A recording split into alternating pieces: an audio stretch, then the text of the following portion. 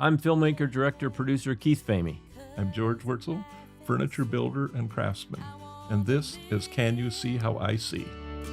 I want to live like there's no tomorrow.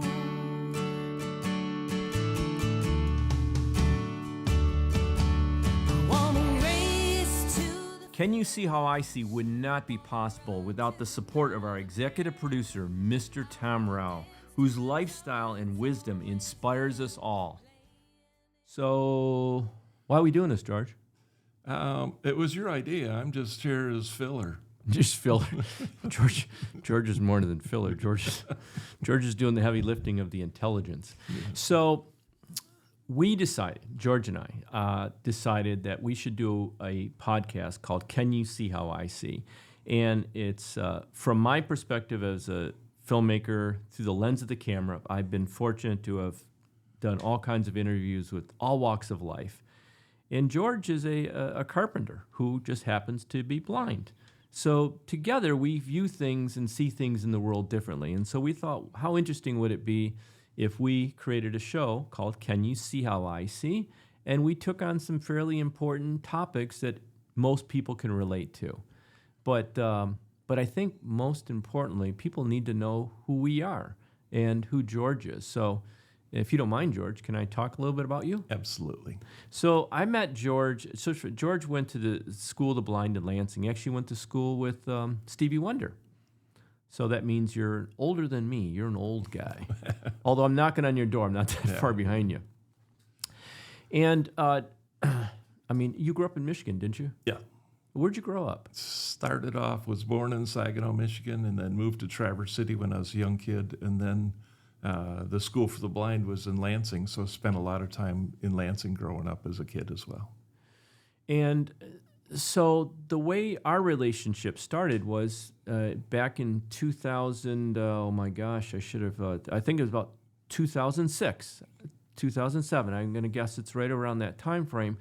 I was working on a film called Our Arab American Story, and I was at a luncheon in Dearborn, Michigan, learning about the Arab American community. And the keynote speaker was an African-American gentleman, 90 years old, retired judge, who was blind. And I sat there this lunch, and I was so taken by the fact that this individual is blind, and I listened to all his credentials. I just felt like, how did he possibly pull all that off? And I left that luncheon deciding that I wanted to do a film about what it's like to be blind. And a couple of days later, Cranes had called me, and they had wanted to do a story about the film about Arab American, and they wanted to do an interview with that. And they said, what else are you working on? I said, I'm working on a story. I want to do a film about what it's like to be blind. And they said, you're kidding. Can we write that? I said, yeah, sure. I had no real structure or real solid idea. And I have a philosophy always that the story you're going to tell is never the story you're going to tell. See, as a filmmaker, you just got to be open-minded to where you're going to go on the story. So they wrote this, and I didn't think much of it. About a week later, I don't know how this happened, but George, and you can, how did you see this? Well, I have a Google alert set that any stories, news stories that come out that have the word blind in them or about blind people pop up in my feed. And this Cranes article pops up, and it has your name in it. And I thought, a guy probably doesn't know anything about blind people. I should probably call him and help him out. And that's where the whole thing got started. Yeah, so George reaches out to me and says, he introduces himself. Hey, my name's George. I live in Lansing, and I'm blind. And I hear you doing a film about what it's like to be blind. Would you like to come meet me? And I said, I'd be honored to. Can I? It was winter was just starting, so there's a little bit of snow in the air and stuff. And I said, can I bring my camera? Yeah, no problem. I get to his house in Lansing, and Sharon, his girlfriend's there, lovely gal. And we have some small talk and stuff, and I meet George, and I'm immediately drawn to this 6 foot. How tall are you? It's about 6'6". 6'6". Big guy. Big guy. I mean, it's like he's like a walking Sasquatch in a friendly kind of way. I've always referred to him as this huge individual, this amazing heart. So we get to his. I get to his house, and we have this small talk and this and that. And George says, you want to have dinner? I said, yeah, where should we go? And he says, I'll make you dinner. I'm thinking, he has no idea who I am in my past of being a chef. And I go, you're going to make me dinner? All right, yeah, that'd be great. So can I film you? Are you okay with me filming you? And the whole time I'm filming George in the kitchen with my camera.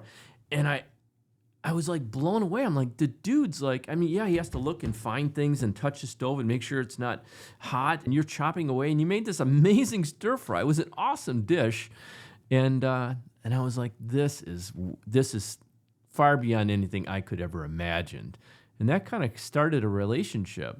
But George now currently lives in Tennessee. He lived in Michigan for a long period of time. He was the camp director of Camp Tushmahita, which I was fortunate to film at, which is a camp for children that are young adults and so on that are blind. Everybody at the camp was blind. The camp counselors, George, the director, of course, and of course the kids and young adults that came there. And so it set me on this journey with George, and we did this film in 2006. Can You See How I See? And George is an important part of the film. That help people understand. But that's really was the beginning of our journey. But you currently live in Tennessee now. You have a woodworking shop there. Yep. That's called, what's it called? Ginkgo Gallery is the name of the gallery, but I still build under my own name, just George Wurtzel. So before we get into our real deep history, why wood? What is it about wood that's tactile relationship you have with wood that you've been able to excel? And let me just point out some certain things. Like, for instance, these items on this table here, these are wine stoppers. I mean, woodworking is not a hobby for George. He immediately sat down at this table, and he could tell how the table was put together as I'm saying, look at how beautiful this table is. Yeah, well, they put this together this way, and so on. This is a little jewelry box he made for my wife, Katrin, which is really beautiful. And I mean, I'm bragging, so 1 second. And this is a puzzle. He makes these puzzles, and I hate taking it apart because I never figure out how to put the damn thing back together. But what is it about wood for you that you relate to? It's warm and inviting. It's easily shaped into what you want. It's things that people use every day. So, it's my way to get people to have, a connection between me and them as well. And I've been at it a long time. I used to have a lot of employees once upon a time.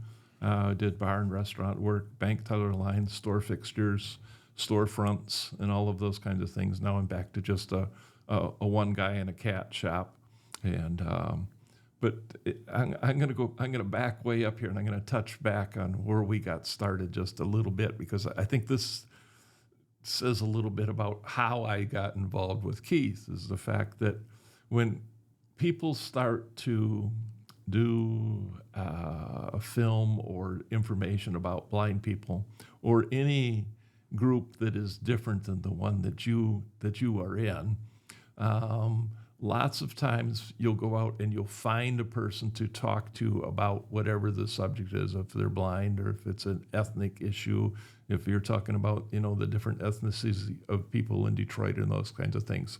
If you go out and just talk to one person, you get a very narrow perspective. And when Keith was going to do this thing about blind people, I wanted to make sure he had a very wide perspective. And at the time I was running a camp for blind kids, I had access to 100 different blind kids that Keith could come and be in contact with. So instead of blind people being looked at as someone who can't see, I wanted to put into the perspective that blind people are a group of people that are defined by their own skills, talents, and abilities. And blindness is probably the least significant part of the thing that controls what our lives will be. Very true. You had a philosophy, because I said to you, because I remember we were at the camp, and then of course this was many years ago, and you said, we're going to take the kids canoeing. I said, how can they canoe? And you brought up a very strong point about how parents sometimes, and talk about how parents are sometimes overly careful. Yeah, I think when you were there was a young man who said that he couldn't canoe. And I said, why can't you canoe? And he says, well, because someone told me that blind people don't do that. And I thought, how sad is that someone's restricting this person's life based on, a trait that has nothing to do with canoeing. I mean, obviously, you can't look out across the water and know where the canoe is going, but you certainly can perform all the other activities that makes the canoe go. You get in the canoe, you sit on the seat, you pick up the paddle, you learn how to paddle, and someone else may do the steering. I have been on canoe trips where we have put two totally blind people in a canoe and gone down the river and just give them directions. And we only ran over one fisherman. Not too bad. But you've had it, even your own life. You've had some extreme adventures. I mean, talk about the skiing, the horseback riding. Besides being a woodworker, which is most people would consider maybe a non-traditional employment for a person who's blind, but I've done some other things. I went on a little ski adventure trip, started in Russia and skied all the way across Norway, Finland, and Sweden. Was on the Paralympic cross-country ski team and represented the United States back in the 1980s. Done a lot of bicycling, canoeing, horseback riding. Never get into thing on a real small scale, I guess. I jump right in with both feet. And during those times, I mean, and your brother Fred also was blind. Right. Talk about the disease, the condition that caused your blindness, and that how growing up for you was challenging, but still you were a kid. Yeah, I mean, it's I have about, I don't know, maybe 35 or 40 cousins, and so I figured whatever they were doing, I ought to do as well. And used to, in the summertime, go spend time on the farm baling hay, and working with the cattle, and then growing up, horseback riding, taking care of horses. I can say that only a few times in my whole life have I ever considered that my blindness had an adverse effect on what I wanted to do. I guess when you are blind, you look at it you're on the inside looking out. So you approach what you're going to do from the perspective of a blind person. And so the idea of not being able to do something because you can't see it almost becomes mute, because you don't even think about the fact you can't see it because you can't see it. I mean, that isn't even part of the equation. You decide you want to build a piece of furniture and you have a concept in mind. You might go to a furniture store and look at a bunch of pieces of furniture. When I say look at them, I mean it's pick it up and it's feel them. How does it come apart? How does it go together? A person tells you they want a Duncan Fife piece of furniture, or people says they want a piece of arts and crafts piece of furniture. People sometimes say, well, how do you know that if you're blind? Because you went and you looked at it, and looking at it, picking up and touching it goes to the same spot in your head as if you looked at it with your eyes. So I ingest the information the same as you will. I develop a mental image of whatever it is. Mind's eye. Yeah, I mean, and that's where everybody works from. And people say, well, how do you run power tools and those kinds of things? And I run power tools exactly the same way anybody else in the world does. The only thing I don't do with power tools is follow a pencil line on a piece of wood going through a bandsaw. I mean, can I cut something out on a bandsaw? Absolutely. I can make myself a paper template, and I have a little guide on my bandsaw that follows that paper template by touching it. So I can do that. Am I good at that? No, but I'm really good at a lot of the other things. So everybody, lots of times if you want wallpaper in your house, the thing that keeps you from putting up wallpaper in your house isn't the fact of if you can see or not, is if you have the skill and talent to put up wallpaper. So I mean, yeah, that definitely wouldn't be me. Yeah, I mean, so everybody and everybody works inside of their own parameters from their side looking out. And I hope what we get to do doing this podcast is we get to get people in here to talk to us about what it is from inside them looking out. How do they approach the world, and how do they deal with everybody has prejudices against different things. So how have they dealt with the people who were the naysayers and the things they wanted to do in their lives? I want to tell a story about Mary's journey, which is so important, but I have to ask this question because when 9/11 took place, it was an extremely visual experience for the majority of people to see what happened. How did you relate to 9/11? I was laying on the bed, and I had one of those little rubber ball things in my hand, and every time the pain got a little higher, I squeezed it a little more, and I was high as could be. So it probably, my interpretation was rather sketched. Was that from a knee surgery? Yeah, I had knee surgery done, and so my perspective wasn't the same as everybody else's was. It kind of just swam in and out of my perspective. So my vision of that is quite different than if I had been in a normal state of mind. Once you came to your normal state and you got through the surgery and recovery, how did you perceive? It was an attack on our country by people that have a different world perspective than we do. Is their world perspective good or bad? It depends on which side of the street you're on. Do I think that their method for getting attention was positive to their cause? From my knowledge, my education, whatever, I say absolutely not. There are much better ways to get people's attention than trying to make everybody really mad at you. I'm absolutely, completely believe in the heart of hearts that if you can get people, most of the time, if you can get the true people at the table together and make them have to shake hands and make them understand that their decisions are going to affect, the people around them, if they're the presidents or the heads of their countries, that it's going to help their country in a positive or negative way. I'm still optimistic enough to think that if you could get the right people at the table, they'll do the things that affect their countries in the most positive way. But I'm sometimes disappointed in that. Common sense human being stuff, right? Yeah. We unfortunately that's especially in today's environment, it's complicated, no question about it. And I firmly believe try to find that win-win situation every chance you can, and that means dialogue, it means conversation, it means people coming together and putting their egos and their own, not necessarily beliefs, but their own desires aside and thinking about the bigger picture. So you're spot on with that. That's for sure. At least I think so. Having been hanging out in this world for as long as I have truly got to the point in my life where I sit down and think, do I want to be right or do I want to be happy?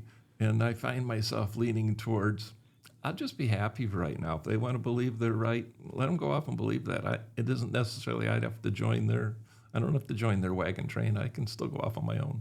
Nice. So, George and I met, of course, many years ago when we did the film "Can You See How I See?" and it was a very successful film, and it touched a lot of lives, and it allowed me to meet a lot of other individuals, really because of George's ambassadorship. I mean, and we'll talk about that eventually. The Blind Boys of Alabama and Jordan, who now works for Apple. I met her at Camp Touch Mahiti. I do have to share this really quick story. I meet this young gal. She was probably 14 years old, very timid. She was 12. She was 12 at Camp Touch Mahiti. Whatever. Okay, so I meet Jordan. She's at Camp Touch Mahiti, and she's 12 years old, kind of a timid young gal, born 1 pound, 6 ounces. So just wrap your head around that for a second. And so I was really taken by her, and I was invited to come film her first day of high school when she was like 14 or 15, which I did. And I stayed at her house. Her mom let me stay at her house. And so Jordan's getting dressed in the morning. She's brushing her hair, and she had these most beautiful blue eyes, really beautiful blue eyes. And I'd filmed with her quite a bit of times, but I didn't realize what I was going to learn. And so we're in the bathroom, and her mom's brushing her hair, and her eyes are shut because her mom's brushing her hair and stuff like that and getting her ready for her first day of high school. And in a bowl, and I look down as I'm filming, and I'm filming Jordan and Maire, I look down in a bowl, and I see these beautiful blue eyes.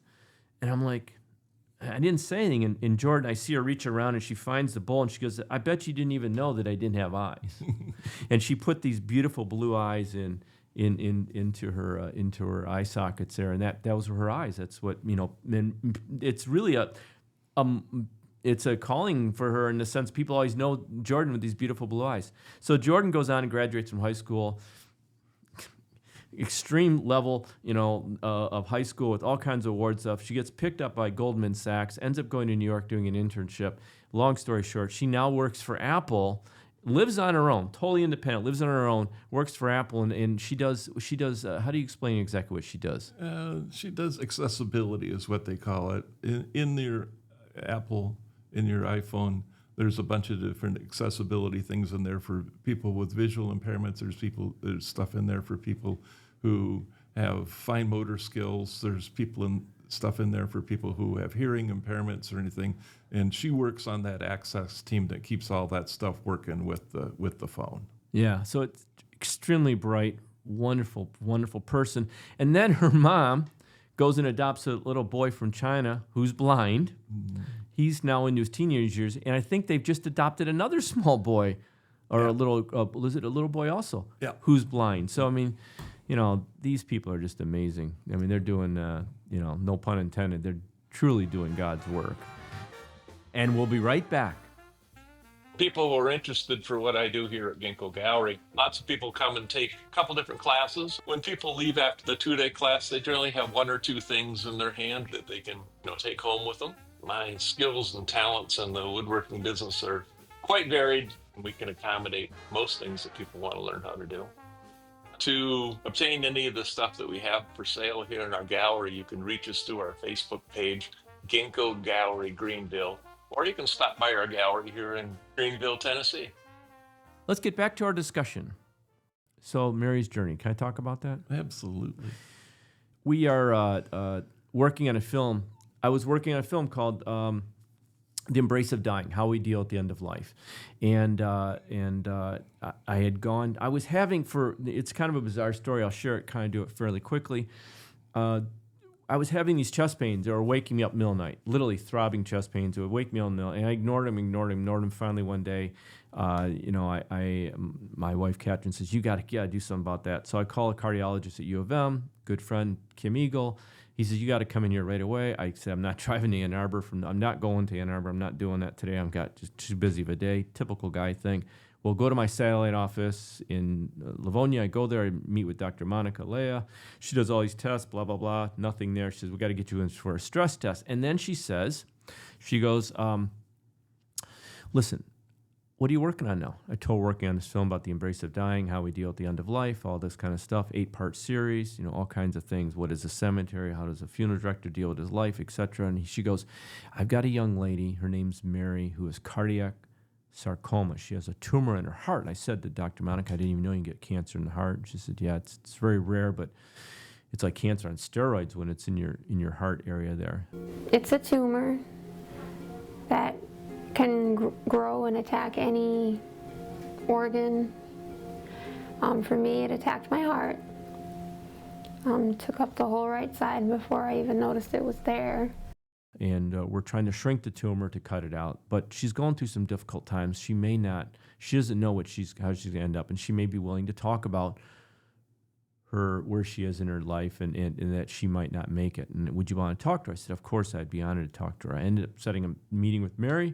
She was living in a nursing home at the time. She was alone by herself. She had this really dysfunctional relationship with her family. She had 8 brothers and sisters. She only got along with 2 brothers and 1 sister.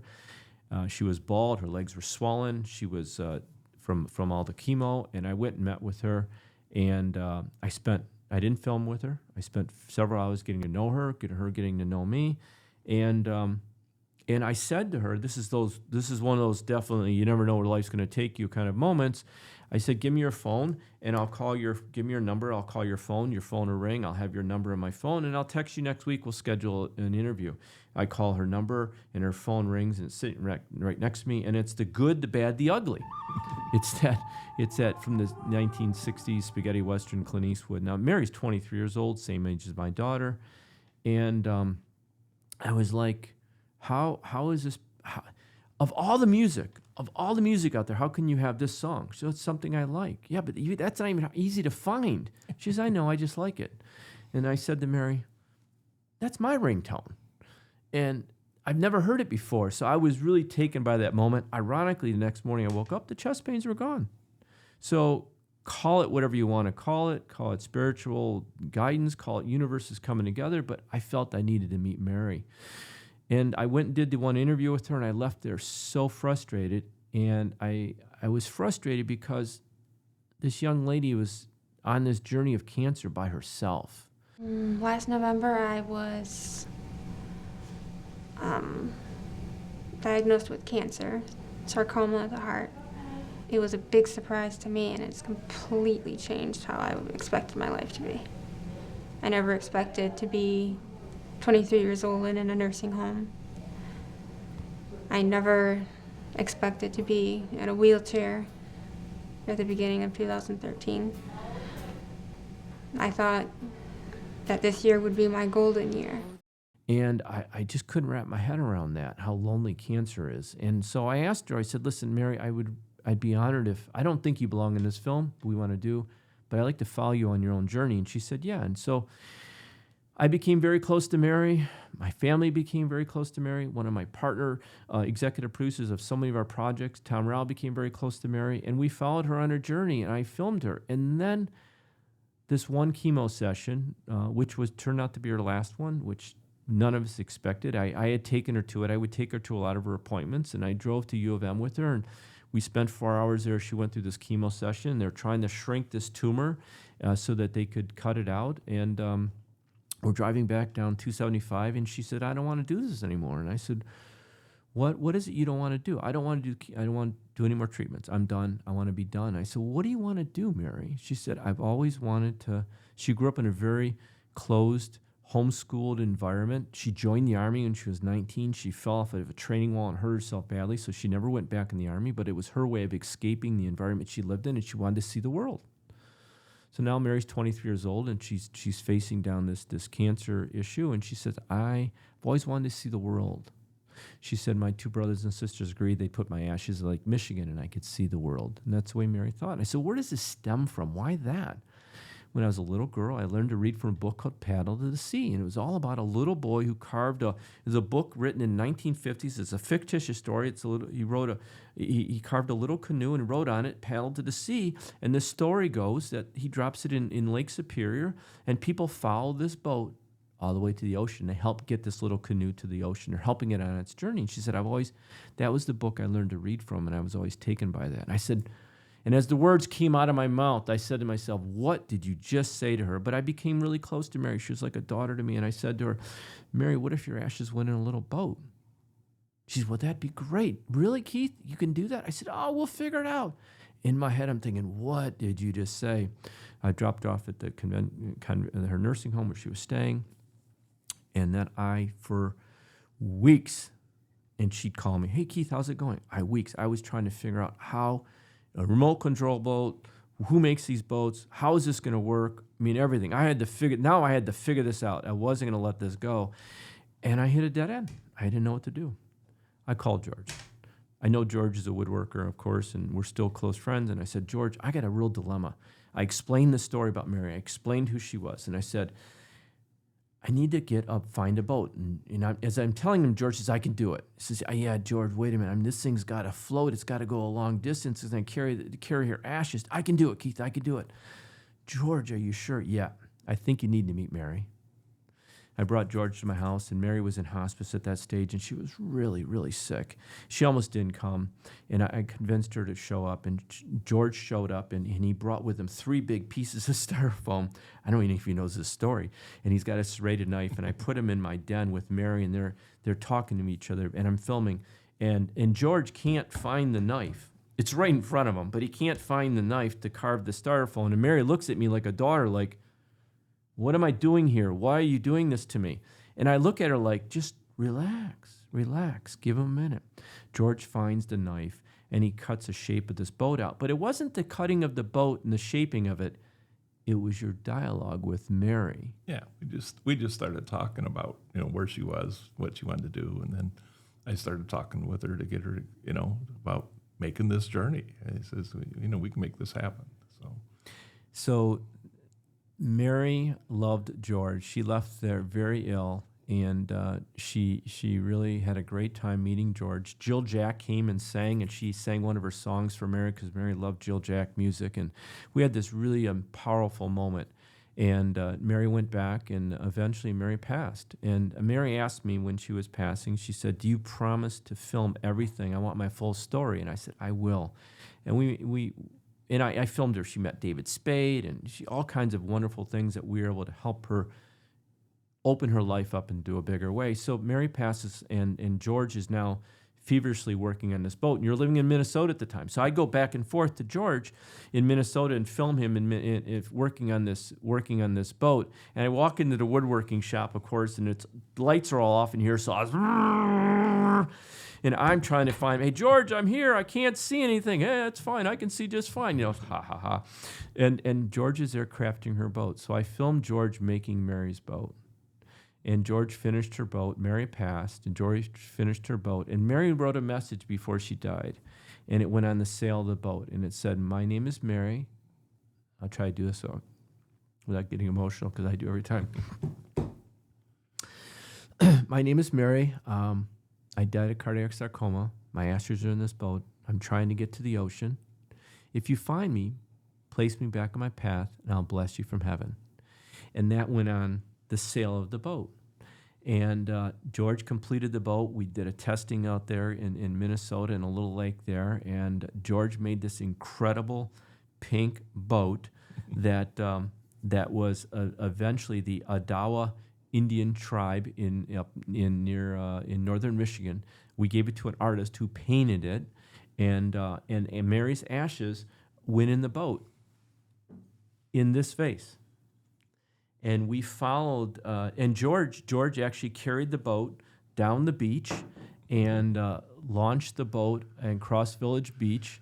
And a huge thanks to, Tom Rao, and who jumped on board and helped finance his journey. Because we had Mary's ashes for almost 7 months before we could get this boat launched, and it was really because of Tom that this took place. But Mary's boat was launched on Cross Village Beach. It was pulled out by an ancient canoe, and with 3 Odawa tribe ladies singing with drums, singing a song called the Strong Woman Song. And Mary went on this amazing journey. We followed Mary for almost 6 weeks as she planes, trains, automobiles. The Girl Scouts had Mary. The Girl Scouts had Mary at one time. They found her up in near the Sheboygan area, and she made her way all the way through, down through all around the Great Lakes. She was on, veterans picked her up and put her in a sidecar. She ended up in a small plane flying across into the Erie Canal. She went down the Erie Canal. She ended up on a train going from on Hudson to New York City, and she eventually made it to New York City, and where miraculously, that's the only way I can say it, is a woman with a big sailboat realized what we were trying to do, and she towed Mary out to the south of the Statue of Liberty, and her ashes were released by her brother. And the boat, by the way, sits in a permanent glass display at the Cardiovascular Center at U of M, where she was a patient. But I brought the boat and put it in George's hands, and I said, "Tell me what you feel now that Mary's gone on this journey. What does the boat tell you?" And it's probably one of the most powerful. Do you remember what you said? I don't remember exactly word for word, but it's something along the lines of, bumps, bruises, and scratches. And if the boat could tell the story of all the places that it had been, it would be this amazing story. Something real close to that. And how the people that and she all the met, people that interacted with it along the way, and how this boat affected other people's lives and their journeys was. I think having watched the movie many times, that's the story I get from that, is that there was all this interaction between all these people and the boat and Mary's ashes, and it was an eye-opening experience as to people's personal lives and people's perspectives, and the fact that it gave me faith in human nature and whatever. And I'm deeply saddened right now, though, because it's kind of like someone telling me that Santa Claus isn't real. You mean the Paddle to the Sea story, the original one that I read when a little? That's not a true story. No, that little boat didn't go all that way by itself. No, it did not. It did not. I'm gonna cry now, Keith. You said something really important. Mary's journey. When we set out to film that, the filming of it was really for Mary's story. But, as I explained to Tom, Tom Rauer, executive producer of that film, I said to him, what really is going to be, it's going to be a testament and a test of humanity. So it really became a question of, will people care? Will people stop and pick it up? Will they ever interact with this boat as they find it? Yeah. Will they care enough to read the message, to feel inspired enough to want to help move her along? And fortunately for all of us, including Mary, it did. And it was touching to see people from all walks of life to interact with Mary. She never knew them. They never knew her. But unfortunately, cancer somehow bridges people together. I don't care who you are, what way of life you come from, or how much money you have, or where you are ethnically or culturally. Cancer somehow can kind of ground everybody fairly quickly to be on the same page. And I think that there was ability for people to relate to each other and relate to Mary. It has no cultural barriers. It goes to everybody. And we'll be right back. Who doesn't love pickled veggies? Now, thanks to the Great Lake Pickling Company, you can so easily create a wide variety of pickled vegetables in a week in your fridge with this very cool pickling pouch. Just drop in almost any type of vegetables, and in a week, you have some really great homemade, delicious, crunchy pickled vegetables. Just go to greatlakepickling.com. Back to our discussion. What our goal is with this podcast is, because we've done so many powerful, I've been fortunate to have done so many powerful stories, we're going to do a section of the podcast that's called Those on the Front Lines. I did a series of Those on the Front Lines of Alzheimer's, Those on the Front Lines of Cancer. We're going to regularly have individuals in that are on the front lines of some very specific subjects that will help us understand life, and we're just going to talk about it. But I want to bring something out. We started talking about it earlier, but I want to put this in your hands and see what you think. Here, it's big though, and I'm going to put it right there. So this is a didgeridoo that I brought back from Australia when I was over there, and it happens to be signed by a lot of individuals and stuff because I was on a little show there in Australia, and it's a didgeridoo, which is a really interesting instrument and George can actually explain it, even though I bought it and I spent time there. He can explain it better than I can. So, people are pretty crafty. But this hole that goes down through here, and if you look at the wall thickness here, you'll see it's pretty uniform all the way around. And this particular piece has a little bit of twist to it and everything. I don't think I can make this make noise, but I'll try.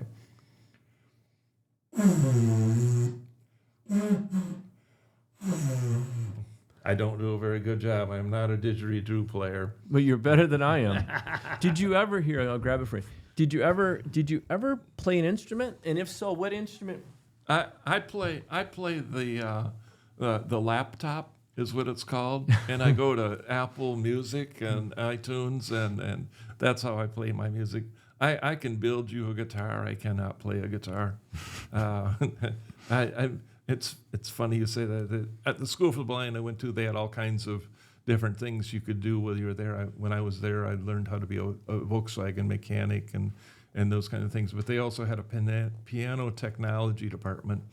And the guy that taught the piano technology, I took the class, and I don't know, it was in the first week of the class, and they're teaching us how to tune and that.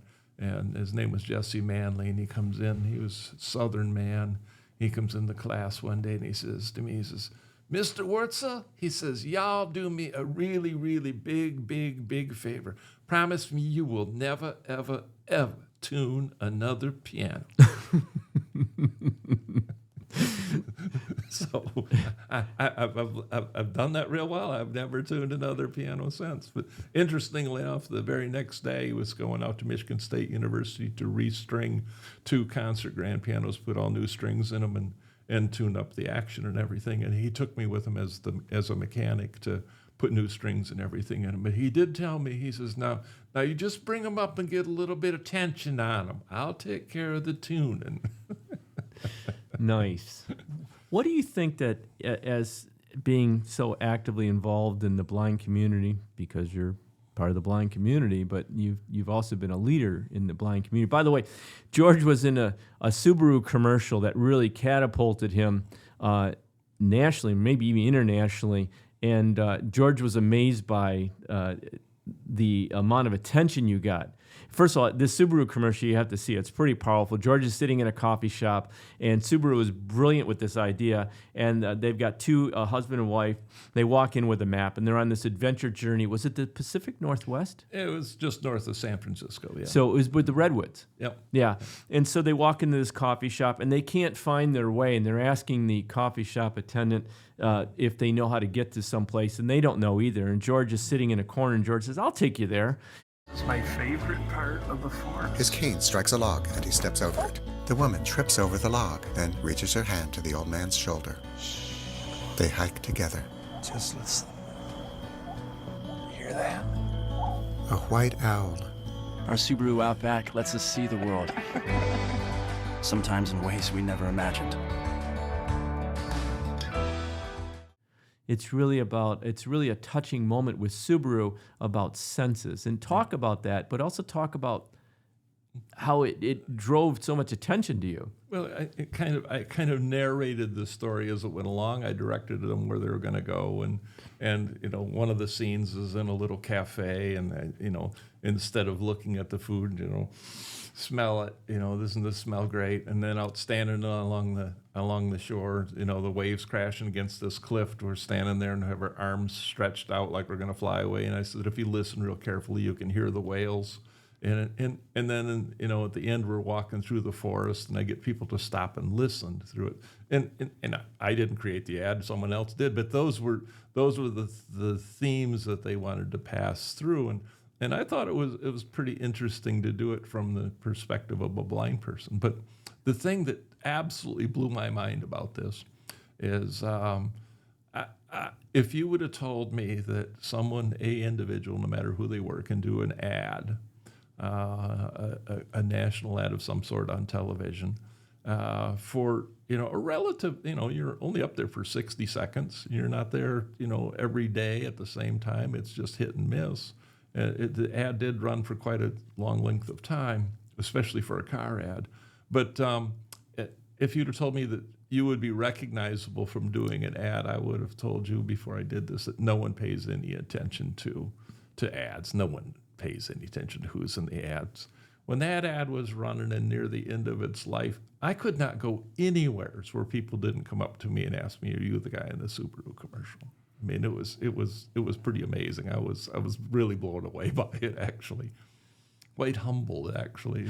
It was more than an ad. For me, it was a very insightful way of teaching an audience about senses and about the importance of taking time to take in certain things in an adventurous way. I mean, being blind, and for blind people in general, how do you, I shouldn't say how do you develop your heightened senses? You have to, correct? They do that on their own. I mean, you don't, I can honestly say that I can't ever remember in my life doing something that I thought was enhancing my senses because I didn't have vision. All of the things that happened to me happened because they're out of necessity. I mean, it's a different thing.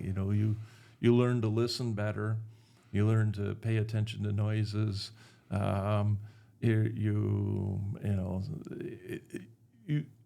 You amp up all the other senses you have left. Most people walking down a sidewalk in a city somewheres, they don't pay any attention to what the sidewalk feels like under their feet as they walk along.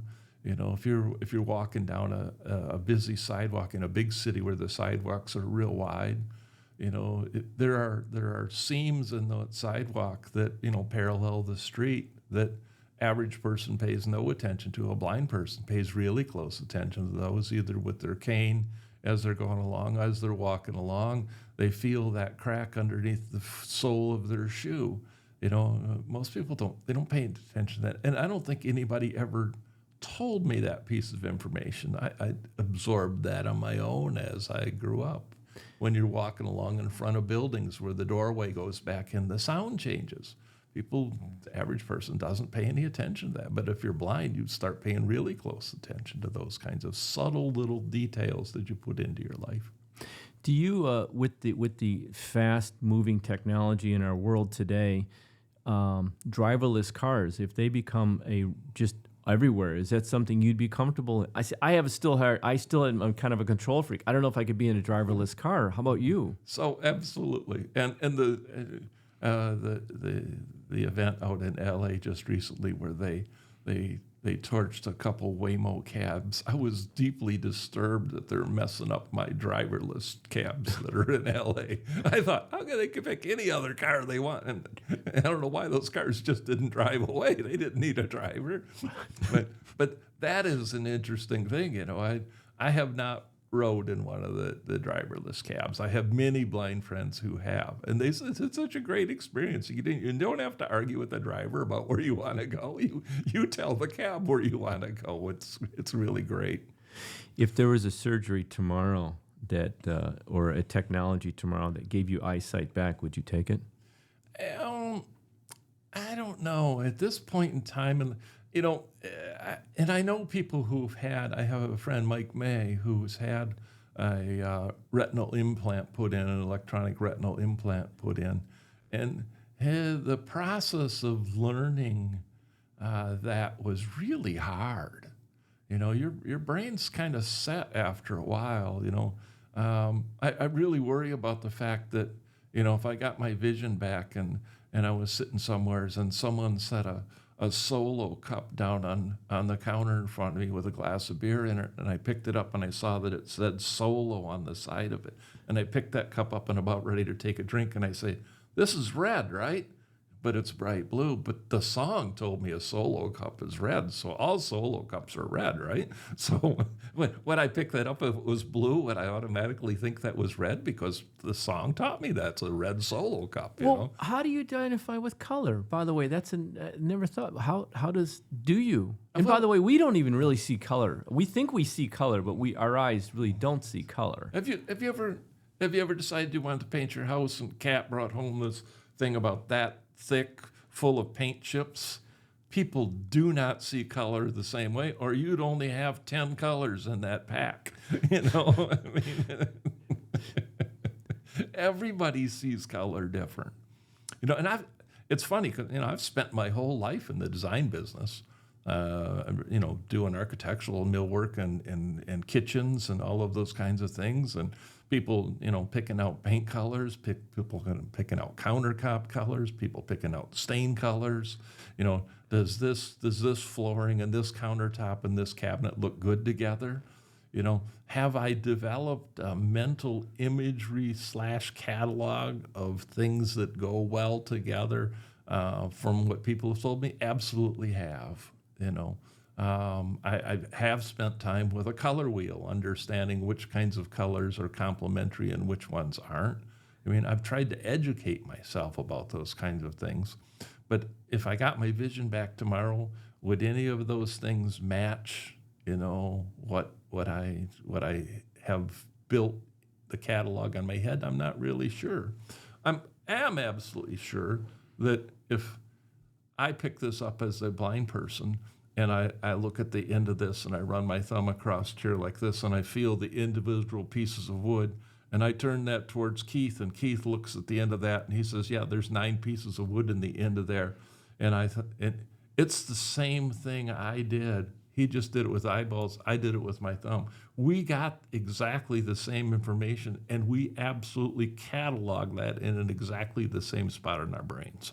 So, in closing, before this is our first podcast, and gosh, I'm really enjoying this. I hope you are. More importantly, I hope you are. In today's social media, we talked about this briefly. In today's social media and misinformation and everything that happens out there, and so on and so on. And I know you're obviously in tune to everything going on in the society and in the world. How do you navigate? We visually see something and say, that doesn't look right, or that doesn't, you know. How do you navigate those things to draw your own conclusion to stuff?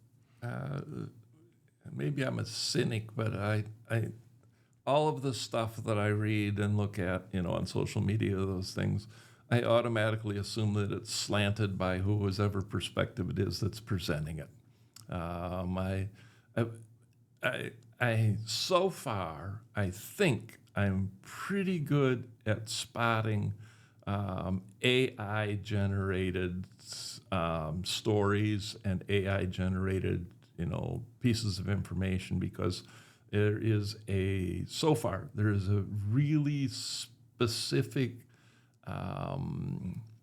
way that those things, the computers are putting them out, and how they speech, the kinds of words that I see, descriptive words for different things, the minutia that it puts into it that a person who is looking at that wouldn't do if they were, describing it to me. So being skeptical. Coming down here today, my brother is wearing a brand new pair of the Meta glasses, and we were playing with it coming down here and asking at different things, looking out the window, what do you see, where am I at, and those kinds of things. There's an interesting piece of technology that has never, ever existed on our planet before for blind people. It's really cool. You walk into an airport, you can wear those Meta glasses, and you can look down through the airport and say, is this gate 18 or am I gate 18 yet? And the glasses will tell you yes or no. So there's no question some of the new technology has some real advantages. Yeah. And back to your original question about getting the vision back, I'm not really sure. It would depend, it's one of those things, assess the risk, I'm on the verge of, losing my hearing. You can't get a cochlear implant, and you've totally lost the hearing, at least in one ear, and a partial loss in the other ear. But once you get a cochlear implant, that's it. If that thing breaks or something, there is no other access to any kind of sound whatsoever. So, at this point in time, I'm interested in putting that off for as long as absolutely possible. How old are you now, George? 71 as of a couple days ago. Yeah, happy birthday, by the way, big guy. Yeah. Well, this is Keith and George. This is our first introductory podcast, and I'm humbled and honored. To sit across the table from you.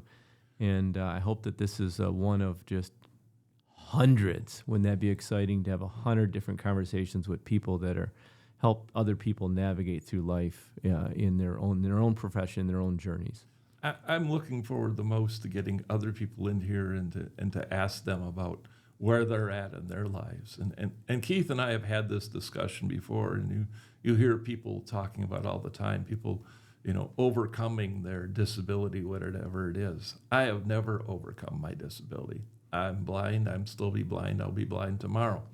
Have I learned to work through and around that? Absolutely. But I can't overcome it unless it's totally fixable. It's not. Someone who breaks their leg, who's an athlete or something, and they go to get the leg fixed, then they go to physical therapy, and they come back and they're throwing 100-mile-an-hour fastballs at the Detroit Tiger baseball game. Those people overcame their disability because their disability was temporary. I can't overcome mine, and most people are in the same situation who have some sort of disability. George, thank you for being here for this first podcast. We've got more to come. Ladies and gentlemen, this is Can You See How I See? And we hope that you tune in the future, and that we can offer up some great conversation, interesting guests, and maybe new perspectives on how we view the world and how other people view the world. Never forget, how you live your life today will determine how you age tomorrow.